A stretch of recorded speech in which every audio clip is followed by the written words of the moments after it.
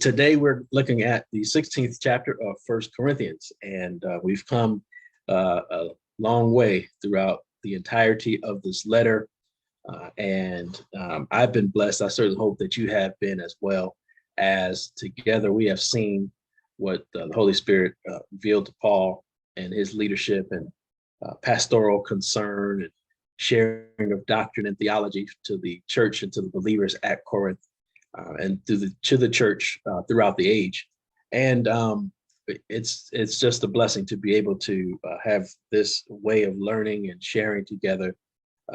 As I pray, we have been able to access what we've been attempting to share in the way of wisdom and unity as it pertains to the life of a Christian in a secular world who is coming out of that world and attempting the best that they can, and in our case, the best that we can, to be able to live a life that is pleasing to God, that reflects the glory of Christ, that trusts in the gospel message.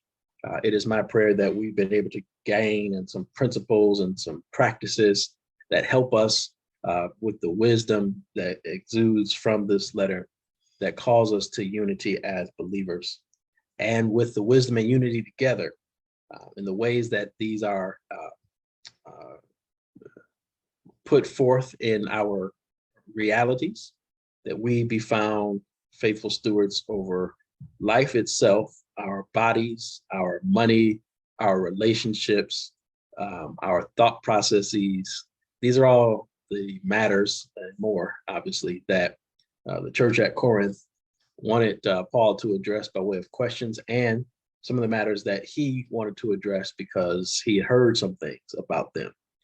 And so to help them to meet the demands of Christian life and living comes this letter known as First Corinthians. And we've been on our journey for a couple of months now, and here we are today, the last chapter of our journey. And so with that, before we dive into chapter 16, I want to just open the floor and ask if there are any questions really about anything that we've covered throughout the first 15 chapters, but most especially if there's anything from last week. Any questions or comments, any concerns that you may have, something that is not clear that you want some clarity on, or if there are any insights that you have gained along the way. Feel free to unmute yourselves and share what you have. This is time to hear from you. Where are you?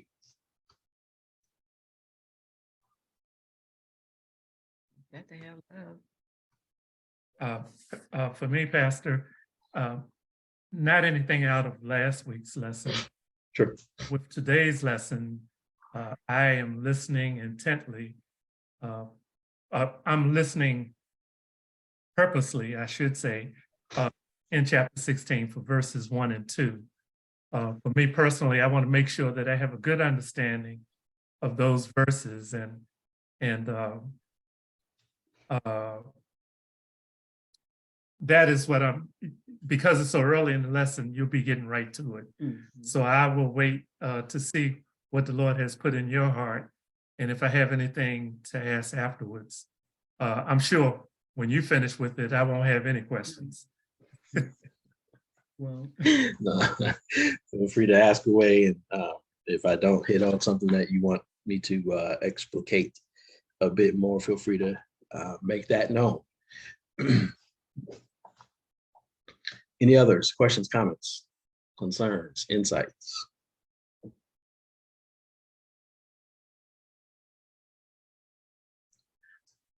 All right.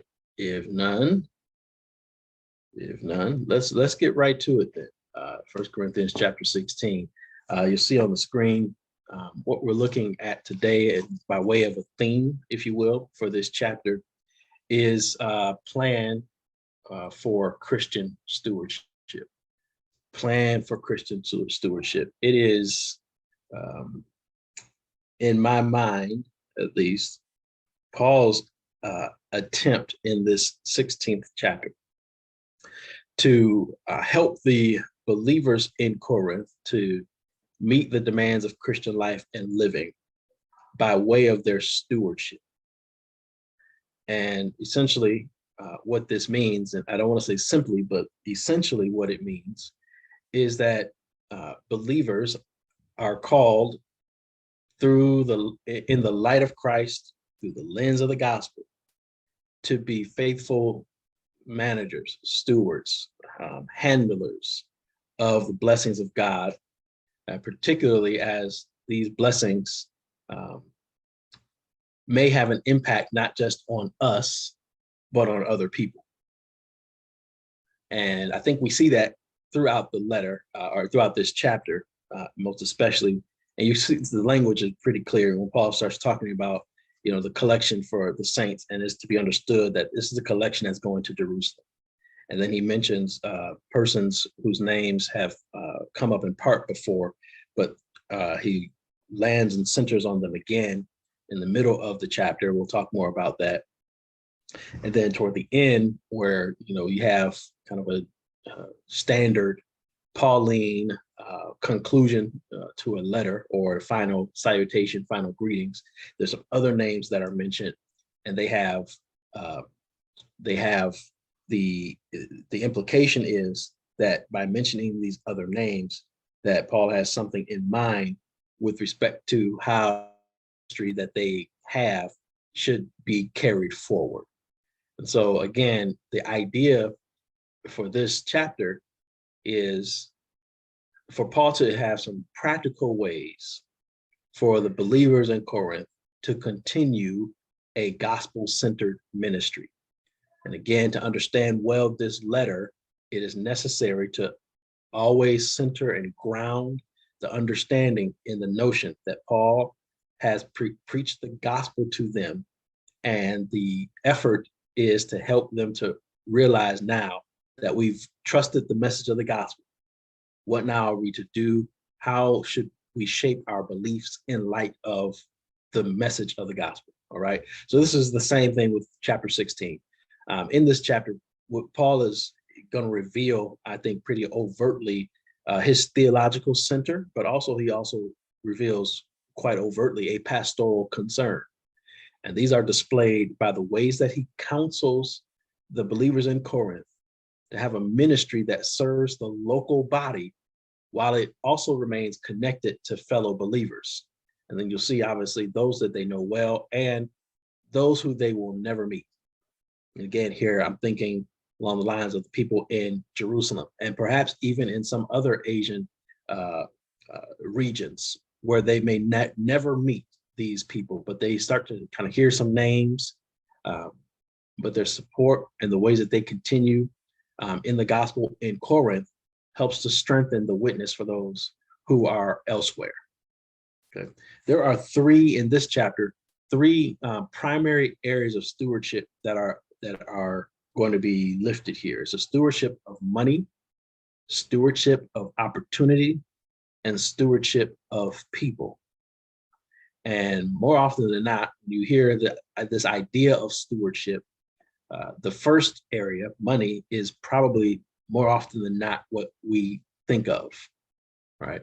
And if not the only thing we think of, it's the primary thing we think of. We steward money. And that's right. And we do steward money. We praise God for the ability to do that. And what comes to light in this chapter is there's also a need, as it pertains to Christian ministry, to steward our opportunities. And not just our opportunities, but to be also, and this is going to, I think this blessed me, to also help to steward other people's opportunities. Okay. Now, with the money and the opportunity, then the third area of stewardship is stewardship of people.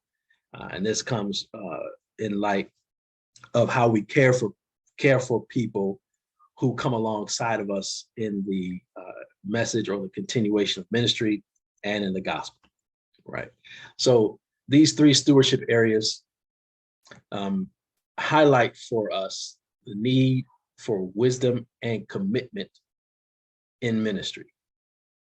Right? They highlight for us the need for wisdom and commitment in ministry, so that wise planning and commitment to stewardship increase the ability to meet needs and mitigate burdens. You take a look at these three areas: ministry, or the stewardship of money, stewardship of opportunity, and stewardship of people. If we're handling this well, we have the ability to meet needs, which is the basis of ministry, and to mitigate burdens, which will help people to continue in ministry. A lot of times you'll find where folks, you fall away from the church, or have some concerns or beef about the way the church is conducting ourselves, what we are not doing. A lot of times because those individuals have some burden that they are dealing with, and when they look to the church to resolve or help to handle some of these, the church is unable to do so because we have not stewarded well, our opportunity, or stewarded the ministry well, I should say. And this is part of the reason why planning for Christian stewardship is a necessity. So it's not to be haphazard, not that we throw our hands at it.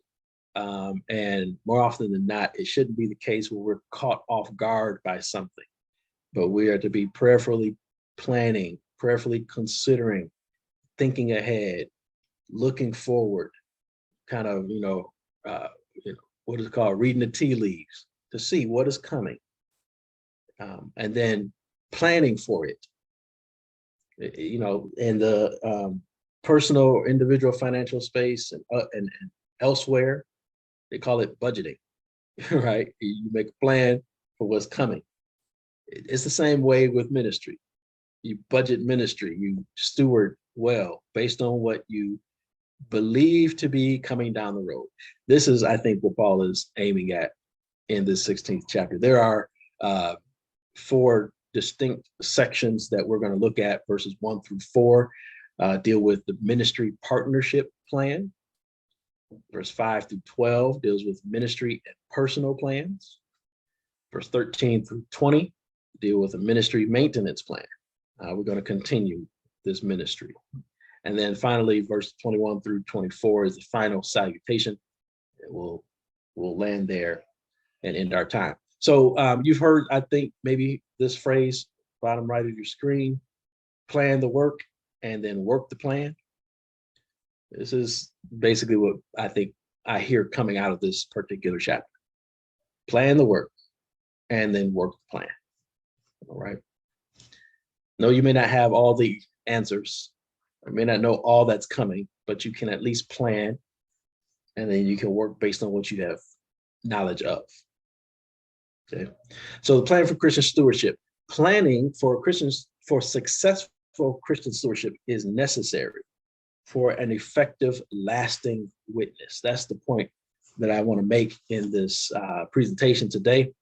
Planning for successful Christian stewardship is necessary for an effective, lasting witness.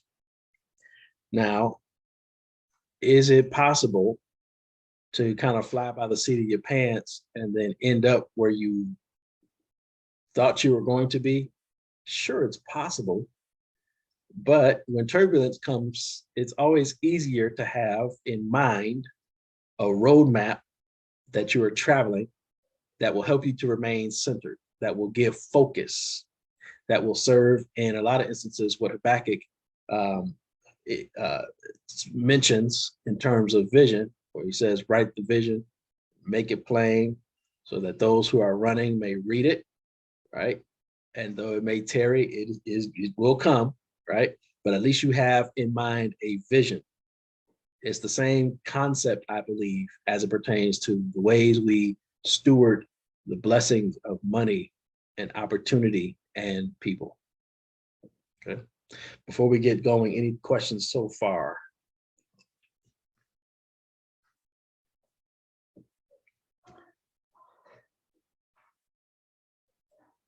All right. Here, let's read for a little bit. Maybe you'll volunteer to read for us verse 1 through 4. I can do that, Pastor. Thank you. I'm using the New King James Version of the Bible. Can you hear me? Now concerning the collection for the saints, as I have given orders to the churches of Galatia, so you must do also. On the first day of the week, let each one of you lay something aside, storing up as he may prosper, that there be no collections when I come. And when I come, whomever you approve by your letters, I will send to bear your gift to Jerusalem. But if it is fitting that I go also, they will go with me. Okay, thank you. Thank you, Deacon Smalley. Is that, you said New King James that you're reading? Yes. Okay, all right. Just want to make sure I'm looking at the right copy myself. All right, thank you. And so again, part of the reason why Paul is writing this letter is because they have asked him some questions as it relates to various items that pertain to their new faith or the burgeoning faith, if you will. One of the matters of concern to them was this area of giving. And they asked Paul essentially about this collection. And they know, at least in part, maybe in whole, that Paul is going from one region in Asia Minor, to another region, to one community of believers, to another. And part of the reason Paul is doing this is, yes, to preach the gospel, right? There's always going to be a central concern for Paul. He's going to go somewhere to preach the gospel. And then having established the relationships in these places, Paul is also going back in some instances in order to receive a collection, a monetary collection, to bring back to Jerusalem and perhaps to other groups of believers along the way. But primarily, he's going to take these gifts back to Jerusalem to help the poor, impoverished, those in need in Jerusalem to be able to exist from one day to the next. They need money, right? It's no different from our modern conception of this idea. They need the funds. They find themselves in need, and as the central location from which the message of the gospel is spread. And as you see in Acts chapter 15 and even 16, when the Council of Jerusalem, they commissioned Paul to spread the gospel and to be, in fact, to accept his call by Christ to be the apostle to the Gentiles. Not only are they sending him to go preach the gospel, but they're also sending Paul to be, if you will, a missionary who is receiving funds to bring back to Jerusalem. So Paul has been commissioned in this way. The believers in Corinth are aware that this is part of his reason for coming. And now in chapter 16, Paul doesn't leave them without instructions on what to do as it pertains to the collection of the saints. And friends, that's exactly what verses 1 through 4 represent: instructions for giving. Instructions for giving. And again, I want to say, this is one of the most important aspects of Paul's ministry. It's the gift, it's the giving, right? So he wants to achieve several purposes in this offering. First, the Gentiles owed material help to the Jews in return to spiritual blessings. Now, if you read in, I'll just make a note of this, Romans chapter 15, verse 25 through 27. Romans 15, verse 25 through 27. Here's what it says. At present, I am going to Jerusalem in a ministry to the saints. For Macedonia and Achaia have been pleased to share their resources with the poor among the saints at Jerusalem. They were pleased to do this, and indeed they owe it to them, right? For if the Gentiles had come to share in their spiritual blessings, they, the Gentiles, also ought to be of service to them in material things. So while we don't look to give because we have received, in other words, now I'm sorry, let me rephrase that. We don't look to give as an instrument in order to get more. We should certainly ought to give because we have received. And Paul frames this, and especially for the Gentile believers in Corinth. You have been grafted into the body of Christ. You are now a part of the spiritual blessings that the Jews have received from God. Now you've received the spiritual blessing, and Paul says you owe it to give material blessings. And the material blessing is the money. And just put it as plain English as I can, right? So you receive spiritual blessings, you give monetarily. This is what Paul is saying in Romans 15, 25 through 27, okay? Paul, again, he's also agreed to remember the poor. This is what Paul's mission is. He's called us to remember the poor. So he's keeping the pledge that he gave in Galatians, or he mentions also in Galatians chapter 2, verse 10. Okay, so remember I mentioned initially, his primary concern is the preaching of the gospel. But there's another important concern is the collection for the saints. Collection for the poor, if you will. All right. Let's look at how Paul frames this idea of giving. Collection of the saints, he says, you should follow in verse 1, the directions I gave to the churches of Galatia. Now he's going to explain what those directions are, at least in part. Verse 2, on the first day of every week, put aside and save whatever extra you earn so that collections don't need to be taken when I come. Yeah, okay. So this is, again, this is not a haphazard way of doing ministry. And Paul is saying to them, he's directing the believers in Corinth about how to give, right? Now we know we shouldn't, and 2 Corinthians, we'll talk about this in even more in chapter 9, but you know, we know that we should not give begrudgingly or because we have been cajoled into giving, right? We've been shamed, and that's not how we should give, right? But we should give because we've been given to. And the way to give is to give as if you intend to give, right? It's about intention, and it's about being gracious about what you have. It's also about being strategic and systematic about what you are giving. All of this in the context of worship. Giving as an act of worship. Let's look again. On the first day of every week, by implication, because on the first day of every week, they know what they do on the first day of every week is come together for worship. It's like us when we come to church on Sunday. This is an act of worship.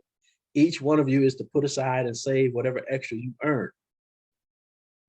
On the first day of the week, put aside what you've earned. Why? So that collections don't need to be taken when I come. There are some things, and I've trying to get us away from it. I think we're away from it pretty good now, where you have in our case a guest preacher who's coming, and then they preach, and then we get up there at the end of service, and we talk about how good the sermon was, and then we say stuff like, well, now church, let's make sure that we honor the guest preacher.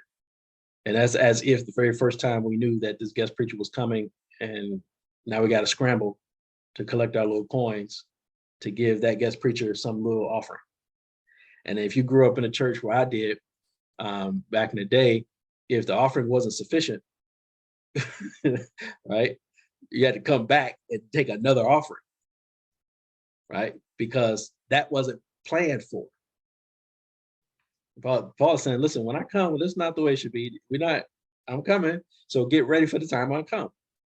It's the same idea that that we, I think, are advancing in our day, where especially as it pertains to the way we do budgeting, we ask our members to consider doing the pledge amounts and what have you, to have some intentionality behind your gift, to identify what you are trusting God for and believing God for, not pie in the sky, but on the basis of what you've already received in your experiences with God, right?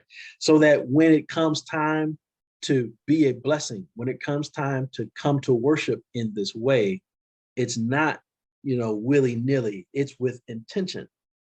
And Paul says that what is given should be put aside.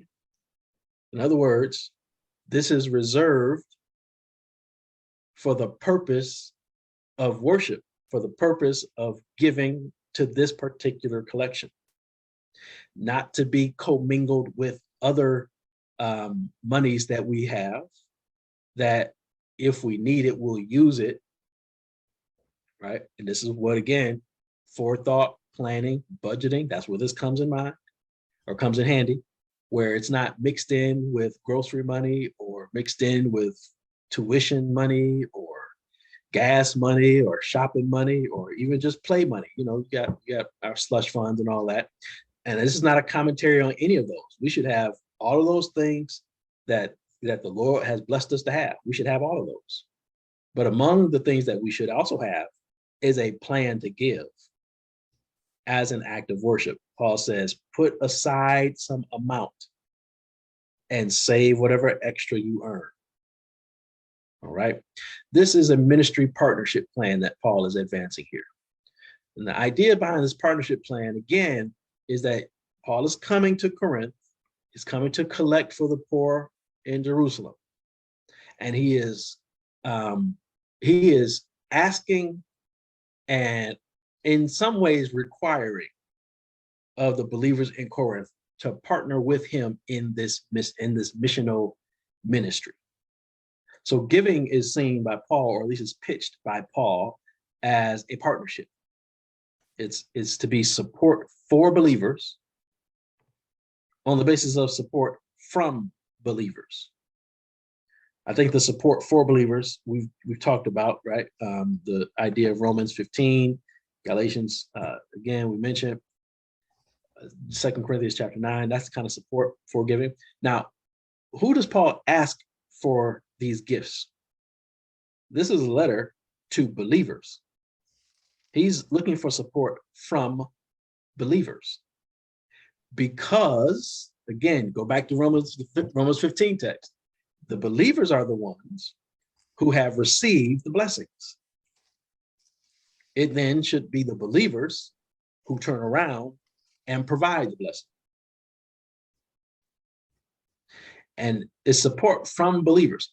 This is a note not only to the wealthiest persons in Corinth.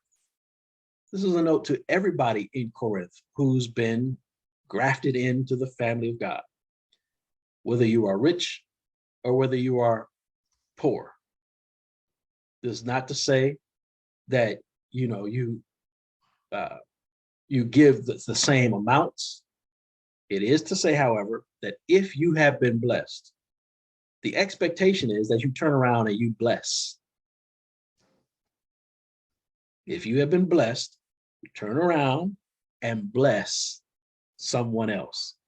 This is a letter written to believers. Paul is looking for support from believers. Now, does this mean in our day, by way of application, that we cannot solicit certain not-for-profits or folks who may not be believers for some assistance with the work that we are doing?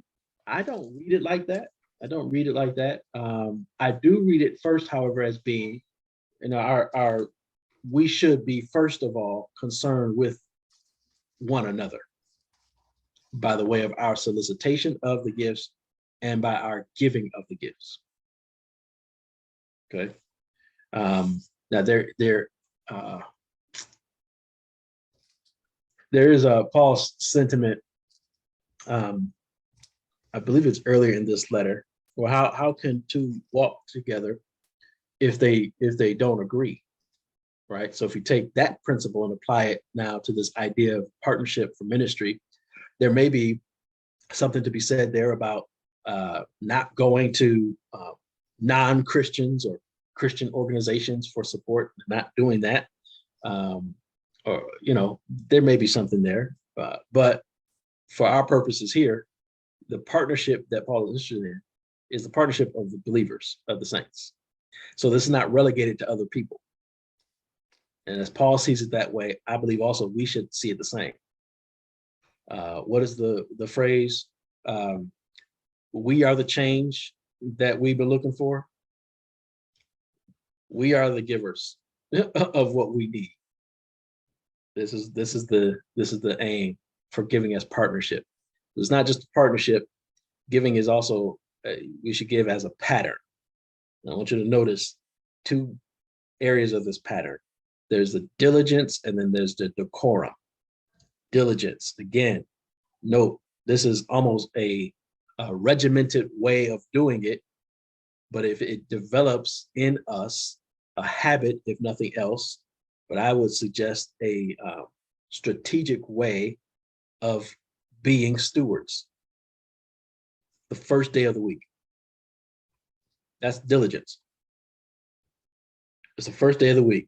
Now, behind that, there might be the assumption that if you wait past the first day of the week to set aside these gifts, you know what's going to happen on the second and the third and the fourth day of the week. You know what's going to happen. There's a need that comes up. And when it comes around again for the first day of the week for us to come to worship, we don't have it because we didn't put it aside for that particular purpose. And then can I just be honest with you, and even in my own giving experience and lack of giving experience in some cases, that sometimes, those things that come up during the week, they'll be okay. They'll be just fine. It's going to be all right if today, we don't go and get juice from the store. I'm just using a loose example here. We can drink water. It's fine. It's fine. This is a really loose example, but I hope you get the point. There are matters that do arise that don't require our absolute attention or require us to take away from something that we intended to do elsewise, right? But if we put it aside and have some diligence, we develop the habit, we develop the system and the strategy for giving. Put it aside the first day of the week, each of you, and save whatever extra you earn. Notice that Paul is not saying put it aside and then kind of keep an eye on it. In case I need it, I know it's there for something else. Put it aside and save it for this particular purpose. Okay, that's diligence in giving. So that collections don't need to be taken when I come. It's not just diligence, but it's also a certain decorum. Can you imagine folks running around, scurrying about? Paul is here. Paul is here. Time to give. Right? We get to the point in our worship experience. It's time to give. Right? And then we got to run around like we don't know what we're doing. No, y'all, it's part of the program. Every week.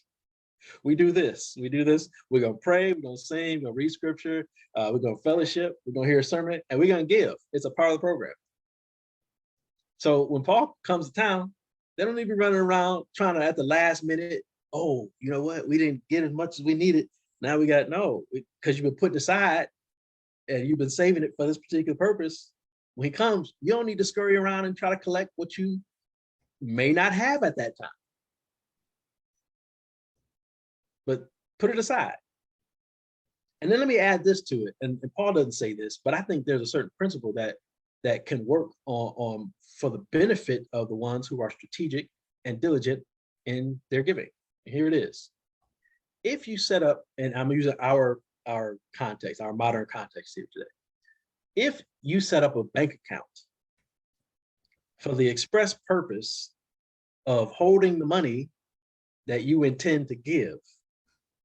And if that bank account is an interest-bearing account, do you know that you can earn, even if it's just a couple pennies on a dollar, a little bit more on what you intended to give,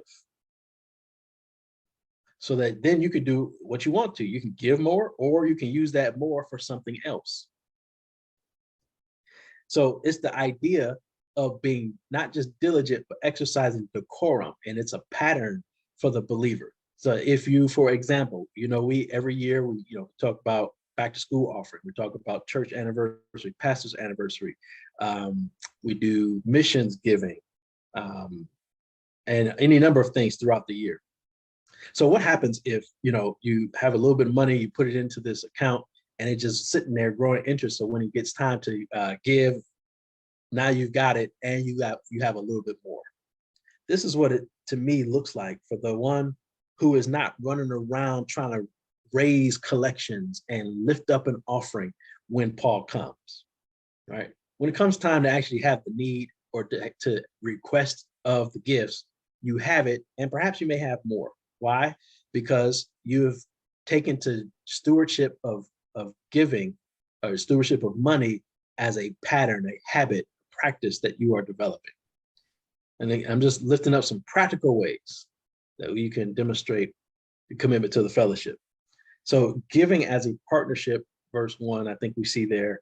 In verse 2, we see giving as a pattern. And then over verse 3 and verse 4 together, I think we can see giving as a priority. When Paul arrives, he says, I'll send any whom you approve with letters to take your gift to Jerusalem. Why do you think Paul is saying it like that? It's partly, at least in part, and maybe a whole part, it's a matter of trust. All right. Paul has been away from them for about 3 years now. And who knows what they may be thinking. What is Paul really doing with this money? Where's this going? I know he says it's going to Jerusalem, but what happens if he stops in Macedonia along the way? Right, for example. So, and then, we give X number of dollars. Are we going to see that in the report when it comes time to issue the annual report? It's a matter of trust. When I arrive, Paul says, I'll send whoever you want to go back to Jerusalem with the money. Right? They'll have my stamp of approval. I'll give them a letter if they need it. You decide who's the honest person, honest broker among you, who has integrity. And I'll send that person. But then verse 4 says, if it's advisable that I should go also, then they'll accompany me.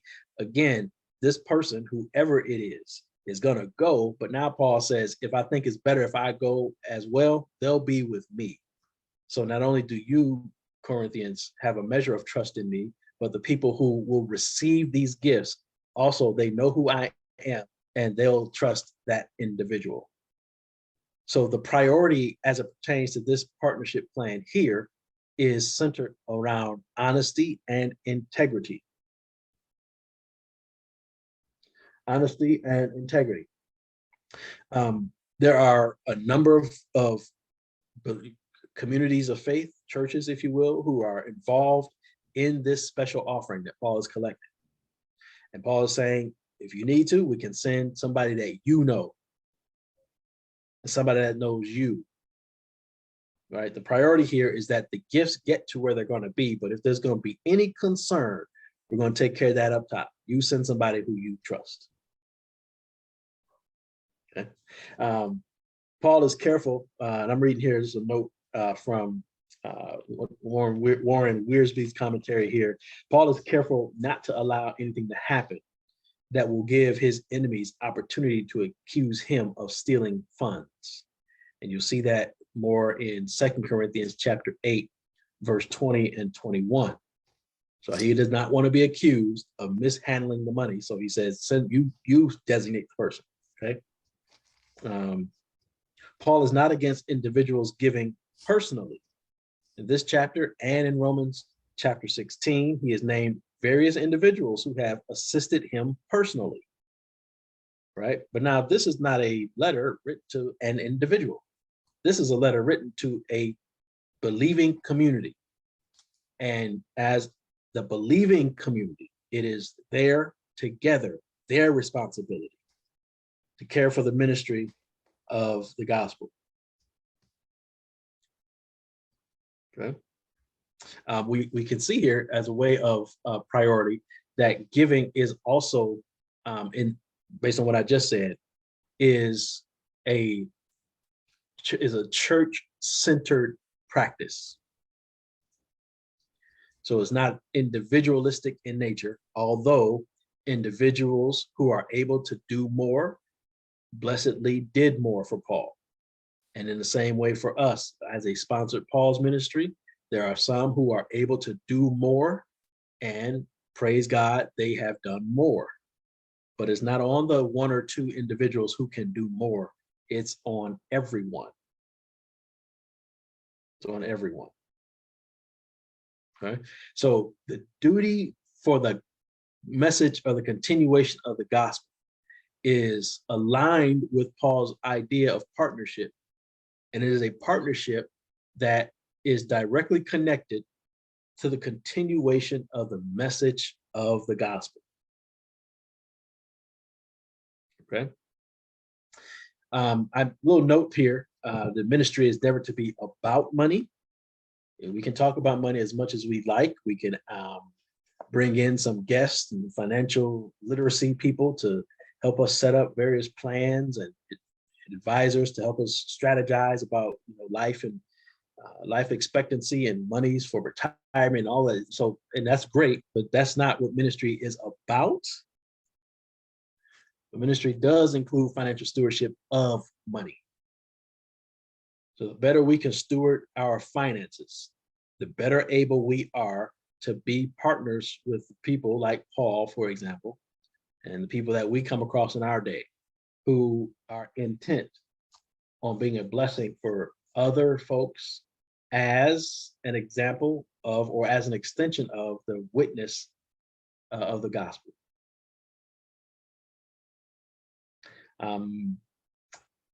Any questions, comments?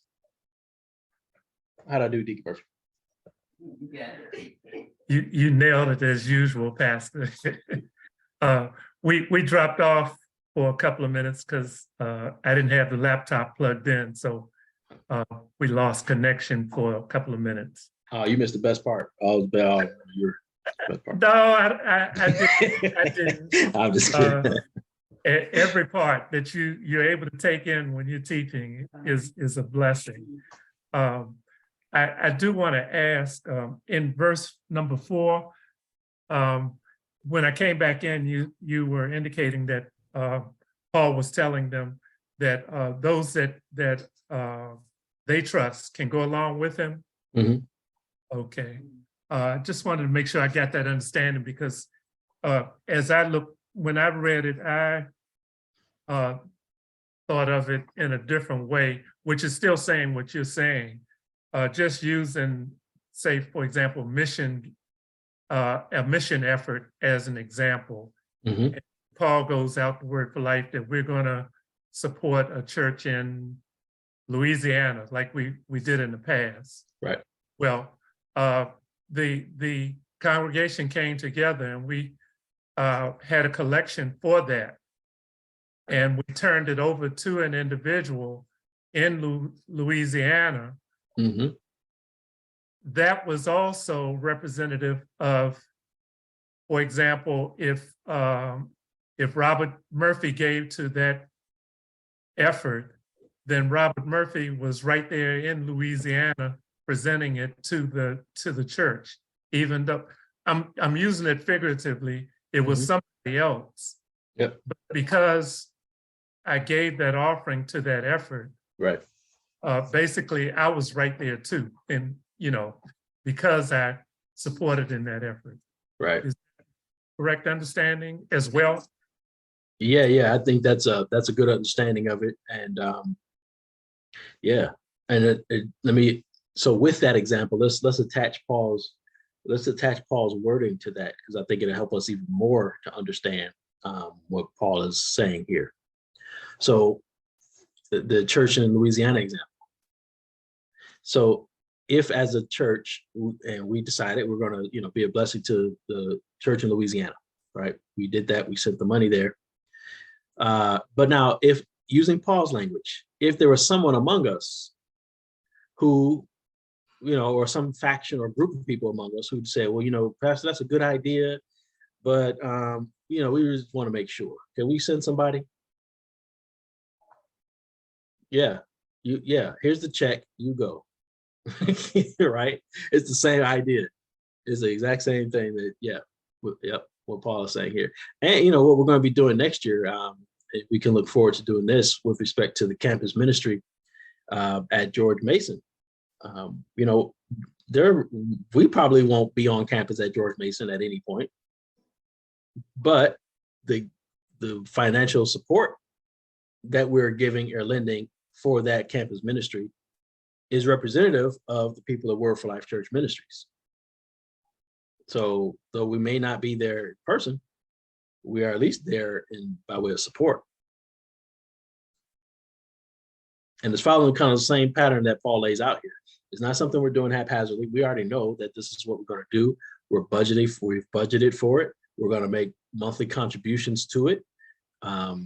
There's a way of doing it. And if we don't, as a matter of priority, if we have a sense that, we just want to go check it out, by all means, I'll tell you where you can find the person. I might drive you there myself. Right? So same idea, same concept. So thank you for that example. All right, let's keep going. We're verse 5 through 12. Can we have somebody to share that for us, please? I'll take it, Pastor. And this is the New King James Version as well. Now I will come to you when I pass through Macedonia, for I am passing through Macedonia. And it may be that I will remain or even spend the winter with you, that you may send me on my journey wherever I go. For I do not wish to see you now on the way, but I hope to stay a while with you, if the Lord permits. But I will tarry in Ephesus until Pentecost, for a great and effective door has opened to me, and there are many adversaries. And if Timothy comes, see that he may be with you without fear, for he does the work of the Lord, as I also do.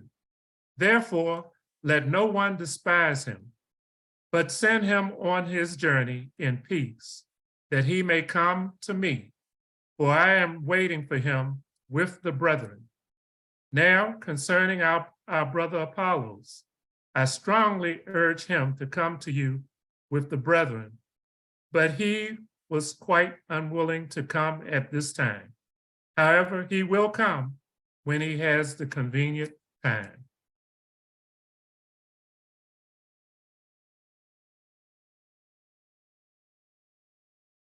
Okay, thank you. I was muted there, I forgot. Thank you, Nick Murphy. All right, so we have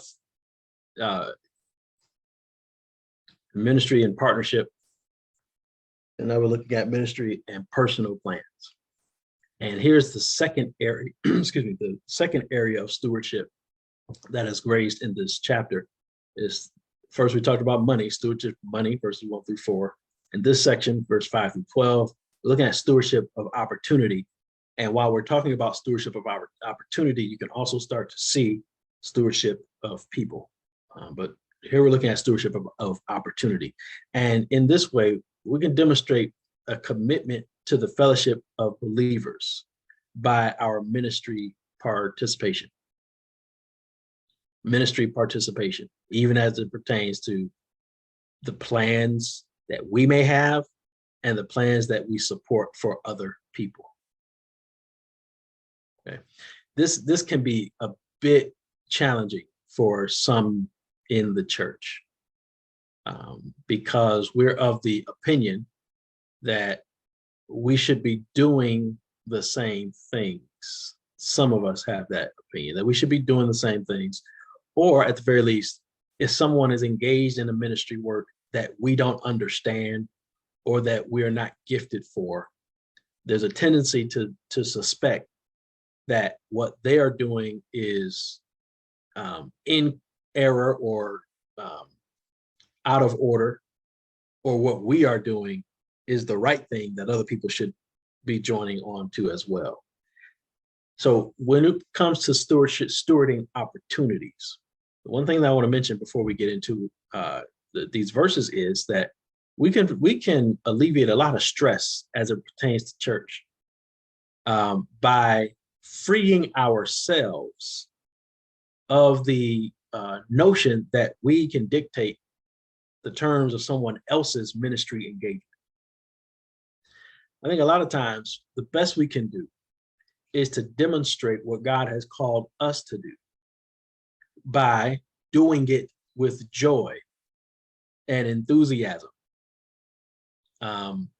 and not lording our gifts or even the ministry we're involved in over other people as if to suggest that what we are doing is more important than or greater than what someone else is doing.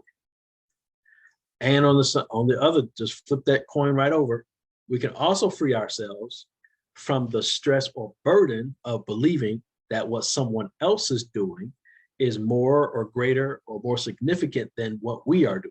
When in reality, if we're all engaged in ministry, no matter what you are doing, if this is what God called you to do, then you're doing what you need to be doing. All right. Now we can demonstrate our commitment to the fellowship by joining together in ministry, even if our joining together in ministry means we're doing different things. Look at how this unfolds in verse 5 through 12.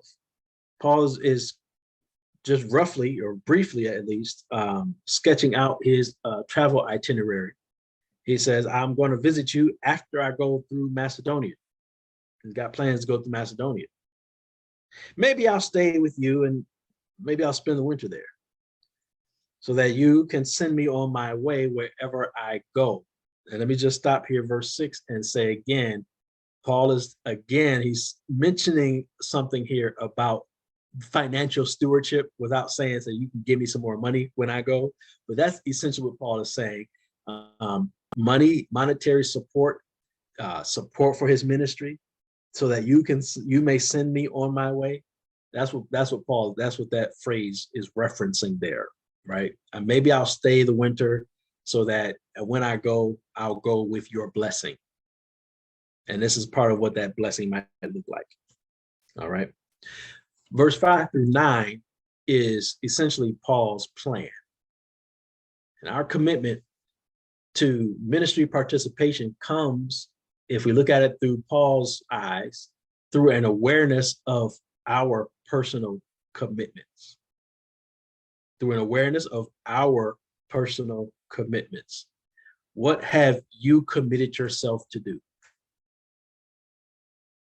I guess the first question might be, are you committed to doing some particular ministry work or being engaged in some ministry endeavor?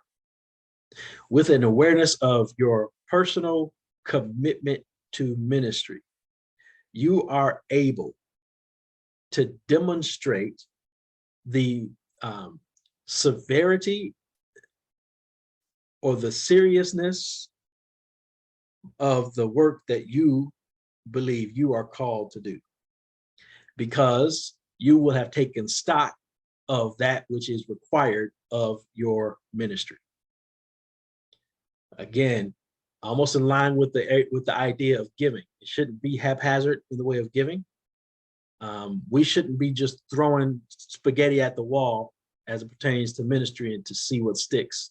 We should have an awareness of what God has called us to do and what it's going to take to get us there. So the question becomes, are you aware of your commitments? Do you know what you have committed to doing? Do you know what it's going to take for you to be successful in that area? Verse 7, I do not want to see you now just in passing, for I hope to spend some time with you.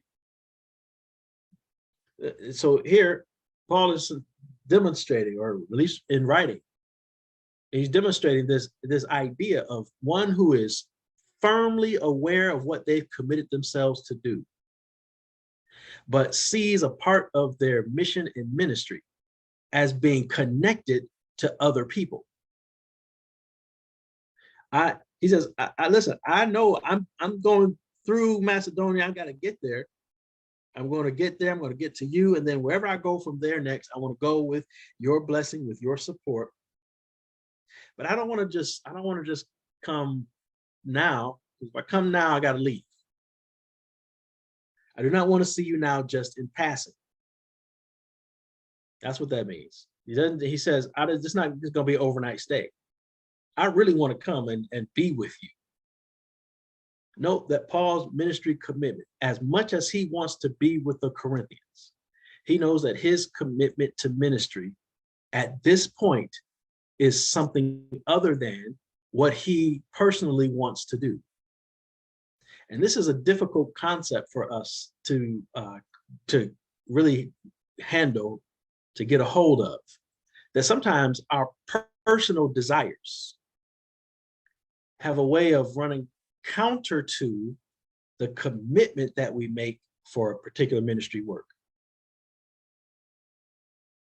Sometimes what we really want to do, like, Christmas is on Sunday this year. New Year's Day is on Sunday this year. I personally want to be with my family. I personally want to I want to go where my parents and my siblings are. I want to be where they are. And God bless you if that's what you can do. But my commitment, and I'm talking about me now, I can't talk about anybody else. My commitment is that I need to be in the pulpit of Word for Life Church Ministries at least on Christmas Sunday.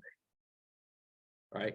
That's my commitment. That's my ministry. I'm aware of what I've committed to do. Okay. The two sometimes don't meet together. And it's going to be okay if they don't. There'll be other opportunities. You carve out other opportunities to make that happen.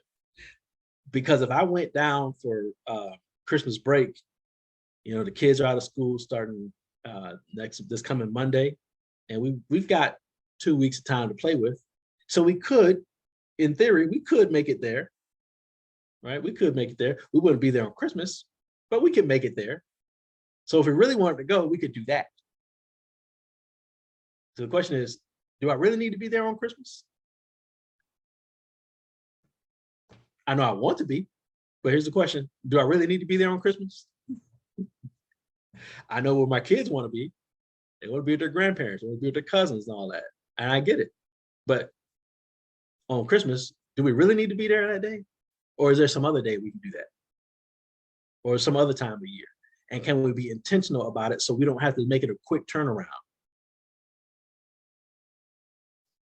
I do not want to see you just in passing, Paul says.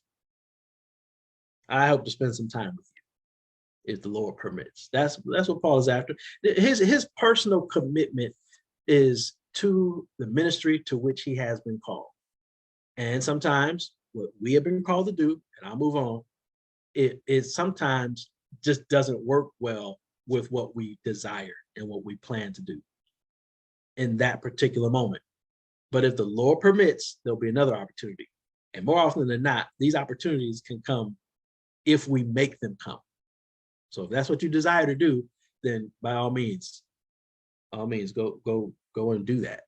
Go and do that. So this is not just Paul who's aware of his commitments, but this is also Paul sharing his commitment. And I think this is beneficial to all of us so that you and I know, what we've been called to do. But who else knows what you've been called to do? Who else knows? Who else is in a position to be a blessing for you with what you've been called to do? How many of your coworkers or your family members or friends have an awareness of what you believe God has called you to do? I mean, it would seem to me like that's a pretty important detail and factor of life. You suspect God has called you to something. Who else knows about that? Paul here is modeling something, I think, for the church. I don't know if this is Paul's intention, but this is what I get from it. He's modeling something for us. He's making the church at Corinth aware of what he has committed himself to do. And perhaps there's somebody in Corinth who will hear Paul's commitment, and it will resonate in their spirit such that they will be able to help him, even if it's just prayer, help him to do what he has been called to do. And perhaps that's someone else's commitment. Do you know that sometimes your commitment is tied to someone else's commitment and vice versa? That you don't have to do what someone else does necessarily. Maybe our call, maybe our mission in life, maybe our purpose is to support someone else. And this is why it's necessary for us from time to time to have these conversations with people, especially as it pertains to discipleship in the body of Christ and the church, to talk to each other about what we believe God is calling us to do. How has our life experience shaped us into who we are today? And how does this particular shape, or how we find ourselves, lend itself to the work that someone else is engaged in? Paul here is sharing his commitment. And part of Paul sharing his commitment is that they will be a blessing to him on his way, wherever he goes. But he doesn't just want to stay for a little bit of time, because there's another part of Paul's commitment here, verses 8 and 9. Paul says, I will stay in Ephesus until Pentecost, because in Ephesus, there is a wide door for effective work that is open to me, and there are many adversaries. You see Paul sharing his commitments here. This is Paul's personal ministry commitment. His plan is ultimately to get to Corinth, but for now, he's going to stay where he is in Ephesus. He's going to stay there until Pentecost. We don't have an exact time frame for what that means in terms of how long Paul is going to be there in Ephesus, or how long it's going to be until Pentecost comes. We don't know that. But at least he's made them aware of what he's planning to do. And he also has made them aware that his commitment means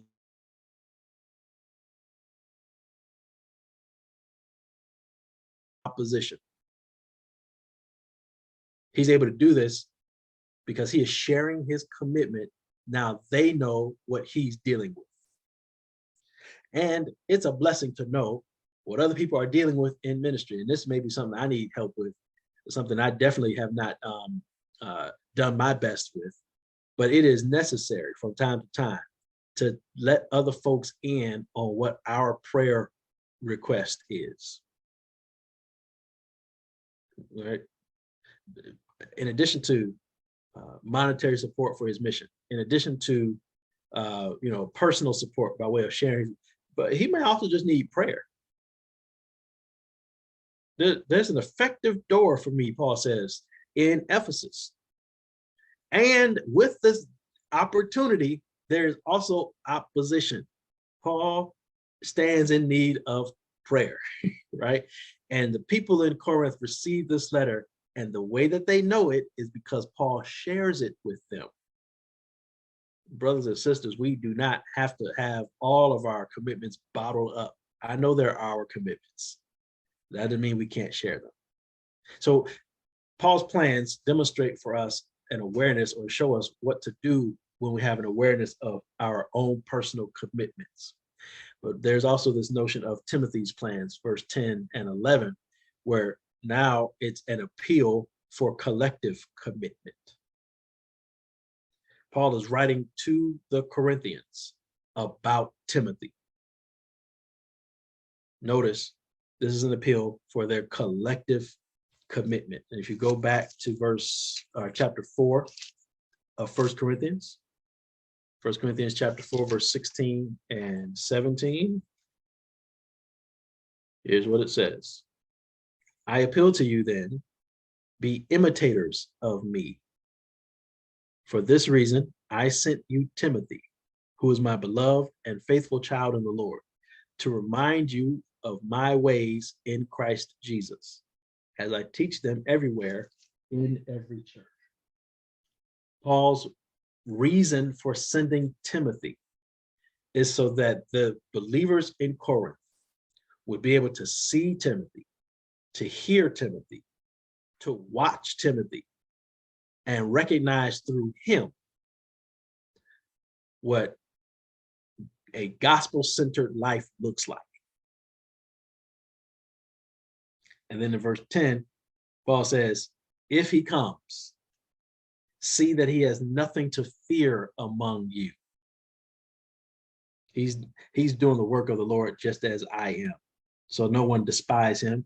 Send him on his way in peace so that he may come to me, for I am expecting him with the brothers. Okay, this is Timothy's plans. Okay, do not despise. In verse 11, therefore let no one despise him. That word is exoustenese. Exoustenese. Do not despise. The X preface or prefix means out of. Right, out of. So it means to do not despise, but Paul is saying, do not throw him out of. Okay, so Paul is saying here is don't cast him out and do not hold him in contempt. Maybe Paul knows something about people. In chapter 4, Paul says, I'm sending him to be my representative. So when you see him, he's going to show you what it looks like to be a Christian, to have received the gospel, and to live like you trust and believe the message of the gospel. And then here in verse 11, Paul says he's going to come, but when he comes, he's going to do this thing. Don't hold him in contempt. Don't try to excommunicate him, because he is doing what I have called him to do. This is now, yes, Timothy's plan, but Paul mentions Timothy's plan in order to raise their level of commitment. That their level of commitment ought to be such that he is able to fulfill his call. All right. Their task is to make sure that when Timothy arrives, he has an environment that is conducive to their growth, to their continuation and furtherance in the ministry of the gospel. If you make him comfortable, you'll be able to be blessed by his example. This is Paul asking for their collective commitment to the work of ministry. Right? So he's not going to stay there forever. He's not going to stay there forever, because Paul also mentions in the latter clause of verse 11 that they are to send him on his way in peace. Right? So when he leaves from you, send him in peace, because he's got to come back to me. I'm expecting him with the brothers.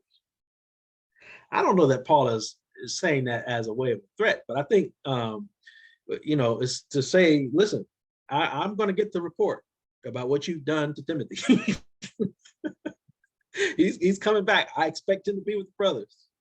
And when he gets there, treat him right. When he comes back, I'm going to hear about it. Where then is the commitment from the Corinthians? We see it when Paul is raising their collective commitment by way of his plans. And often the collective commitment of a church, a group of people, is often revealed in the ways that we treat other people who are doing what they have been assigned to do. Even if what they have been assigned to do, especially in Timothy's case, is intended to help them, the Corinthians, to be more like Christ. And this is going to rub against some people the wrong way, because Timothy has to give them an example that obviously runs contrary to what they've been doing. Otherwise, Paul would not need to send him there. But the message is, I want you to commit to recognizing the gospel in him and then being hospitable to him. We see Paul's plans and Timothy's plans, but look at Apollos' plan. Verse 12. Now, our brother Apollos, I've urged him. Paul is making this public. He wants everybody to know what's up with Apollos. He says, I've urged him to visit you with the others, but he's not willing at all to come now. He will come when he has the opportunity. At first, it seems like Paul is disparaging Apollos. But Paul doesn't have to do that because he believes that Apollos is still going to come. He's beneficial to the spread of the gospel. Apollos, who in Ephesus has been trained by Priscilla and Aquila, who's been raised in the gospel by them, who is aware of Paul and Paul's example for the people in Corinth. And he wants Apollos to go there as well. But here's what it looks like to have a commitment to the fellowship of believers. Sometimes our commitment looks like appreciating that other people have commitments of their own.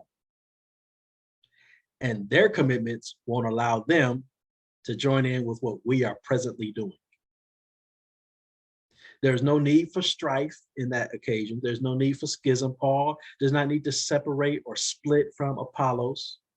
No, Paul appreciates, he's urged him to come. He makes this affair public. He wants the people to know he's in Corinth. I'm thinking about you and I want the best for you. I even asked Apollos to come. Apollos, who is the silver-tongued orator of that day, he will get you excited and whip you up into a frenzy. He's the revival evangelist of the hour. I want him to come, but he's busy doing other things. Nothing wrong with that, because maybe he'll have an opportunity to come later. Look, you see how Paul is able to regard Apollos' commitment? It doesn't hold Apollos in contempt. And neither should we. As we demonstrate our stewardship of opportunities, it also means in some respects that we steward other people's opportunities as well. That we don't run behind Apollos and say, listen, we know Paul wants you to be here with us. You need to come be with us. No, Apollos, he's doing his own thing. He's got his own commitments. Let him do that. And when he's able to, then perhaps the Lord will send him here as well. So our commitments to the fellowship of believers is demonstrated by ministry participation and the ways that we steward other people's opportunities as well. Without a doubt, what this section I think demonstrates to me is that the work of ministry inextricably binds believers together, even as each one of us fulfills our own personal calls and we maintain our personal commitments. We are bound together in the gospel as ambassadors of Christ, even if what we are doing does not allow us to be together presently. We're still tied together in this work. Any questions, comments, concerns?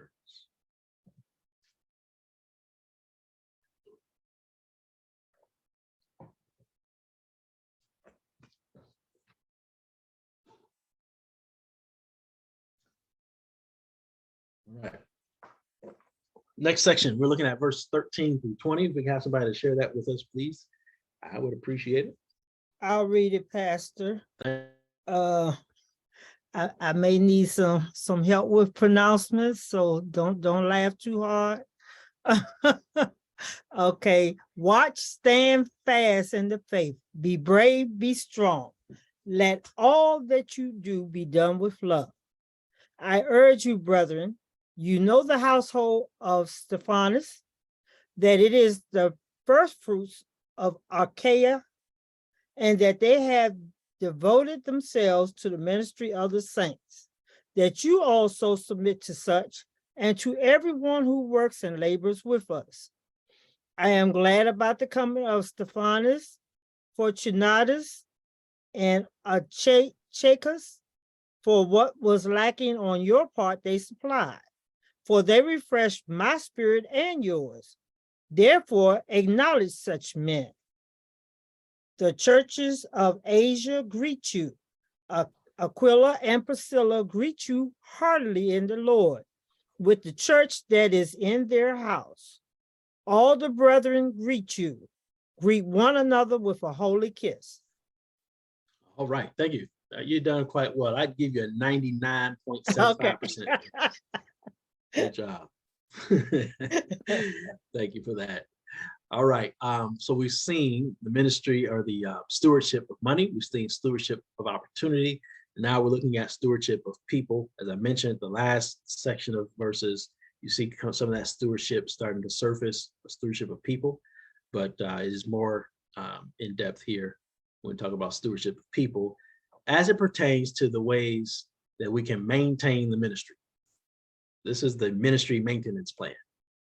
We talked about personal plans, we talked about participation plans. Now we're looking at ministry maintenance plan. All right, verses 13 through 16. There is a series of imperative verbs that are mentioned here. And these are imperatives. Paul is writing with a degree of certainty about what he anticipates and expects of the believers in Corinth. And in order to do these things, or as they do these things, what I believe we're going to recognize is what it takes to remain connected, not just to the ministry of the church, but to the larger ministry of the gospel in the body of Christ.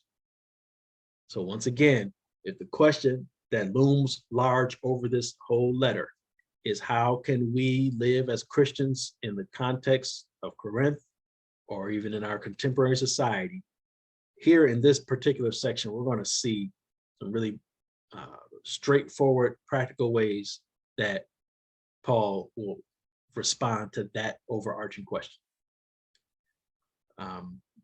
We'll talk about let me just start here. Okay, verse 13.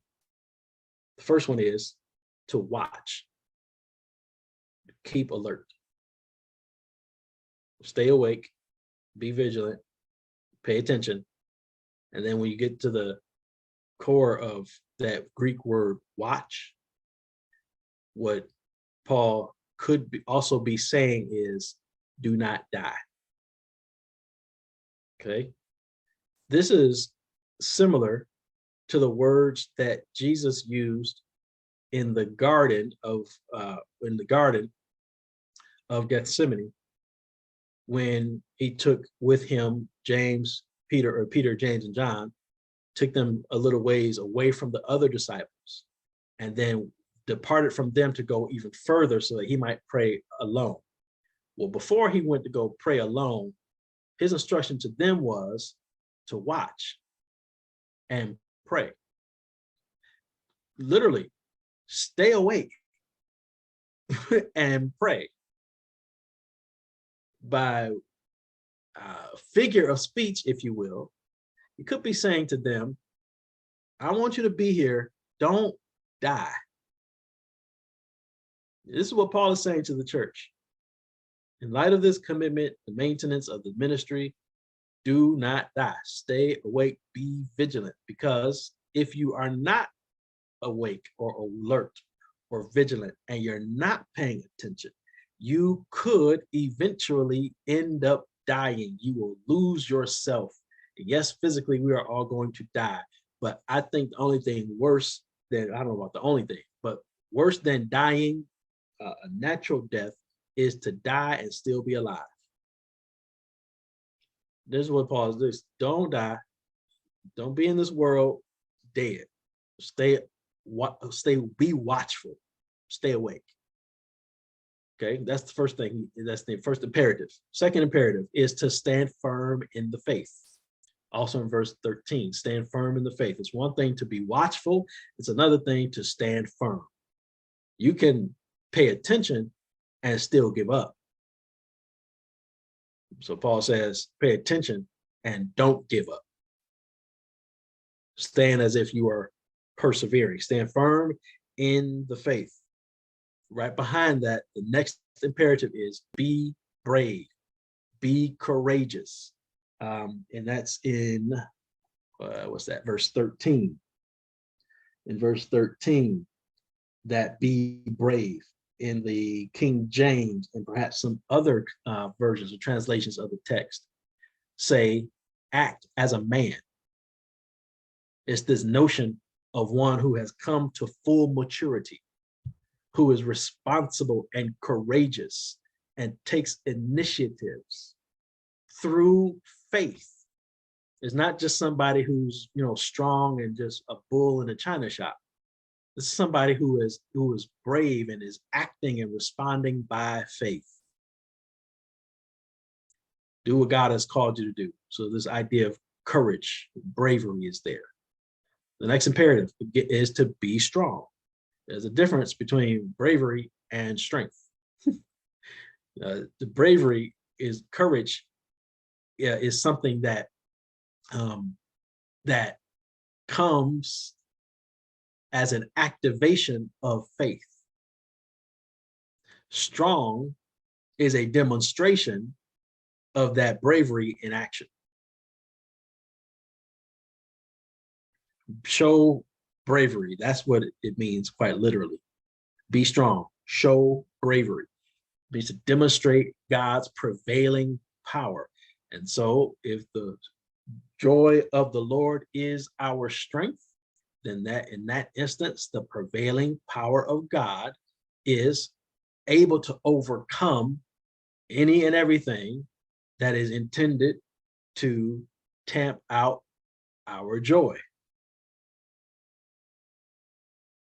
If God is our strength, then it means that what we do by show of bravery can overcome those things that would otherwise cause us to shrink back and not show bravery.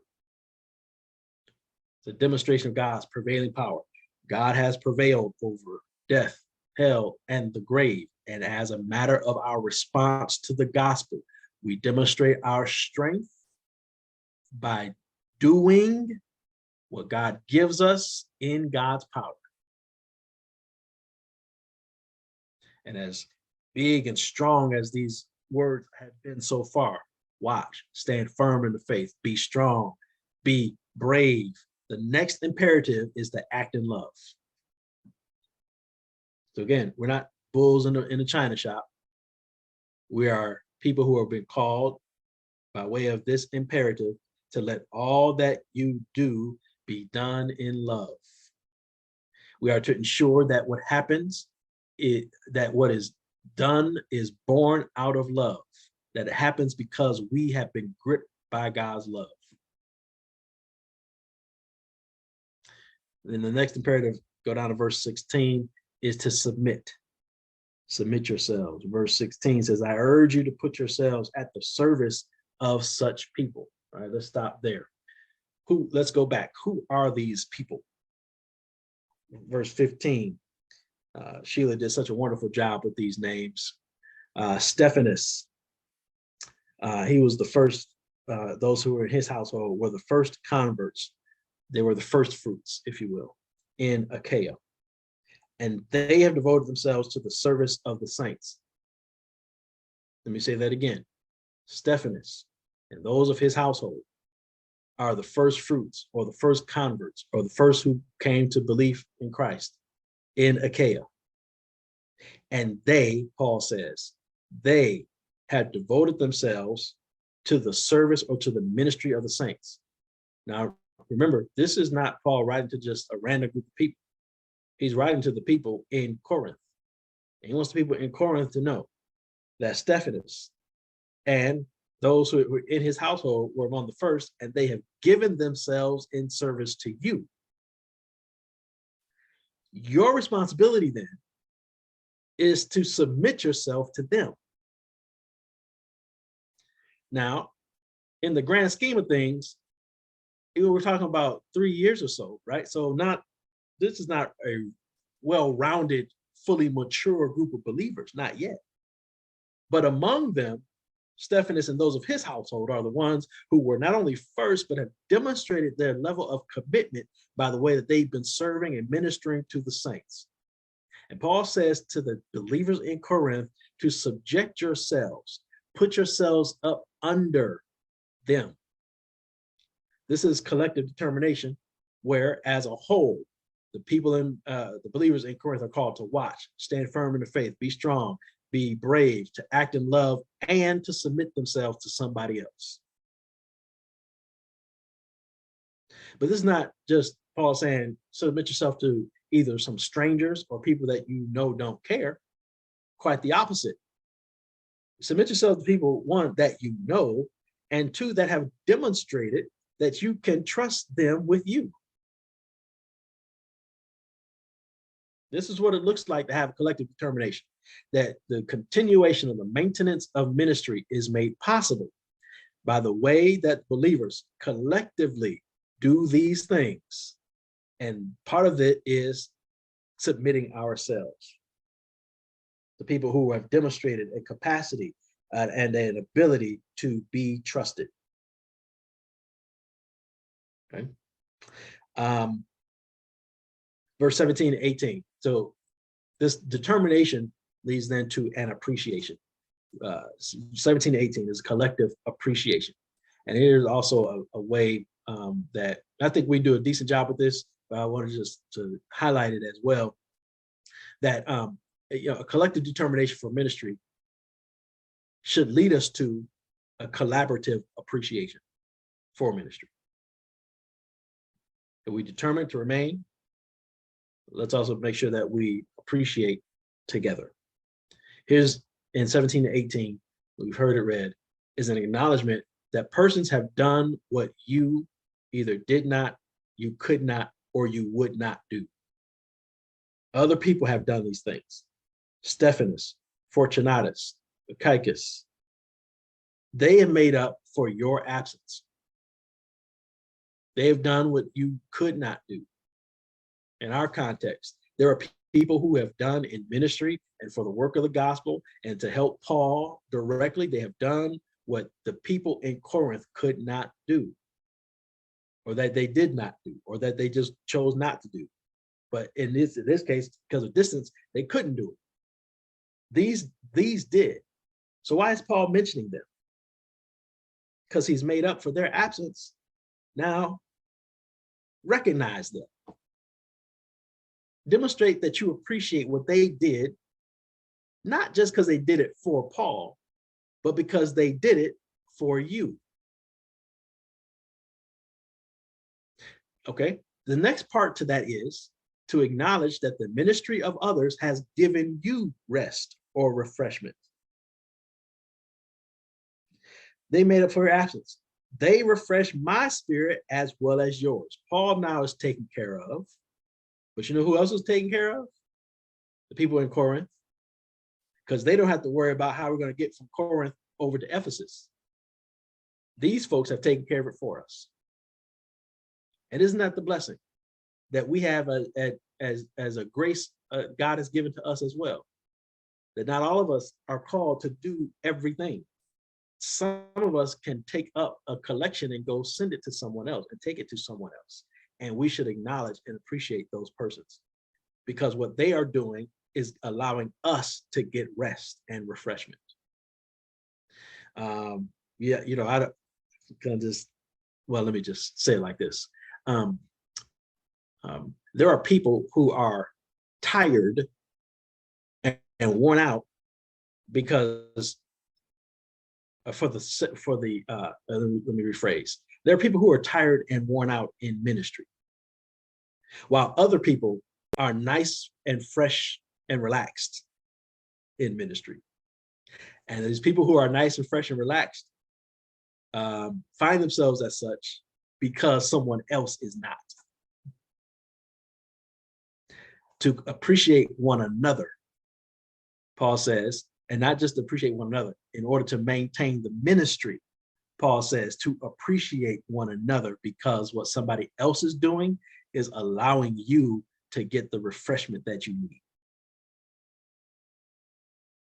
there will be a day, I believe it, I promise there'll be a day where we can say of our church family that there are none among us who are worn out, because others of us will take up the mantle or the charge and do. I'm telling you, it's coming. I believe it. I believe it. And as that happens, our task is to appreciate one another, to acknowledge that we see you, working.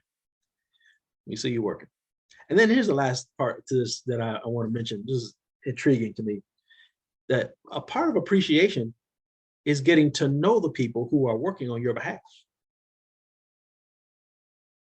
And like, get to know them, right? Spend time with them, hang out with them, talk to them. They're working on your behalf. So get to know these folks. Verse 18, they refresh my spirit as well as yours. So give recognition to such persons. And this is what recognition looks like. And the word to recognize here is what we would say to get to know people. In other words, don't run away from them when they come. In fact, draw closer to them so you can see what they're doing. And through experience, you get to know them. So they are not just hired guns, right? So they are not just errand people, but they are a part of who we are. Paul says, recognize them as such. These are not robots. These are people. They have lives, they have feelings, emotions, just like you do. One way to demonstrate your appreciation is to treat them as people. Right? And in the Roman context, and I'll move on, this notion of layers or levels in society is certainly prevalent in their day, where you have the enslaved persons, and they're on the bottom rung of society. And Lord, don't let it be a slave girl or slave woman. They're even lower on the rung of society. They're in the lowest level, right? And the ones who are doing all the work are those who are on the lower levels. And these are also the ones who are not invited into various social settings because of their status in society. And this is what Paul is mentioning here, is to recognize them or give recognition to such persons, is to say, don't treat them like they're on the lower rungs of society, right? Get to know them by experience. All right, we're going to be wrapping up here pretty soon. Before we do, there's a final salutation. Right, verse 21 through 24, Paul says this: I, Paul, write this greeting with my own hand. Let anyone be accursed who has no love for the Lord. Oh, our Lord, come. The grace of the Lord Jesus be with you. My love be with all of you in Christ Jesus. This is a final salutation. This is similar to what Paul, or how Paul will conclude many of his other letters. And in verse 21, in fact, we see a note that authenticates this letter as one that Paul has written himself, or at least that he has authored himself. And I talked about this in Bible studies, maybe a couple years ago. We talk about authorship versus the person who actually does the writing. So we know that the Holy Spirit is the author of the biblical text, even though people have written it, right? Same way here with Paul's letters. There are certain of the letters that Paul authors that other people have written. In large part, 1 Corinthians was written by someone else. In fact, Paul, we believe, was dictating what was to be written. So though it wasn't at his hand that this text is written, these are in fact Paul's words, as Paul was inspired by the Holy Spirit. And to authenticate this letter, you have verse 21. Paul says, I, Paul, write this greeting with my own hand. Now, the rest of the letter, it could have been whoever was doing the writing. But this greeting, this is Paul. This is Paul. What does Paul wish to convey? First, he wants to convey a sense of authority, that attaches itself to who he is, in a sense of credibility, right? He's the Apostle Paul. He's credible. He's to be believed, right? And on his authority, here comes this salutation. The fellowship of believers in the last instance is maintained by these four things. And I'm just off the top going to say the first one, I'm sure, maybe a shock to you, just as it was almost kind of to me. The first one is separation. The fellowship of believers is maintained by separation. Who are we to separate? Those who have no love for the Lord. That's who we're supposed to separate from. The word there is anathema. Let them be anathema. Let them be accursed. Those people who are part of this fellowship who do not love God. We maintain the fellowship by, in some cases, separating other people from the fellowship. To separate is to ban or excommunicate those. And I think you'll be right if they demonstrate it over and over again that they have no love for God, whose church it is. Okay. The other way to maintain the fellowship is through anticipation. The word there is maranatha, right? If you know the Greek language, you see those last two letters in the Greek word. We tend to pronounce that word Maranatha. It's Maranatha, but that's neither here nor there. What is important is the exclamatory nature of the word. You see it in verse 22 at the end of that verse. Our Lord, come, Maranatha. It's exclamation. It's an anticipation of the approaching day of judgment. It is to suggest that we know Christ is coming, and we want that coming to expedite itself. Oh Lord, come. It's an exclamation. And church, this is the hopefulness of these believers. You maintain this fellowship by way of the hopefulness of that great day. Then maintain the fellowship is also maintained by grace. 23, the grace of the Lord Jesus be with you. Demonstrate favor and the favorable actions and activities toward one another. That's how we maintain the fellowship. It's the same grace that you received of the Lord Jesus. Let his grace be with you. And then finally, maintain the fellowship by love. Agape. You're familiar with that. It's an affection or benevolence. In this case, from the apostle to the believers is how this love is demonstrated. Paul is helping them, I believe, or joining in with their call to separate, to anticipate, and be gracious. He's joining that, he's joining his love. May his love, Paul's love, be with you all in Christ Jesus.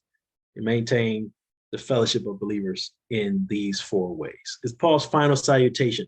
This way to say goodbye. We know that there will be another letter that we call 2 Corinthians. That's actually the fourth letter or the fourth correspondence, we believe, that Paul wrote to them. So there will be a third one in between this first and second.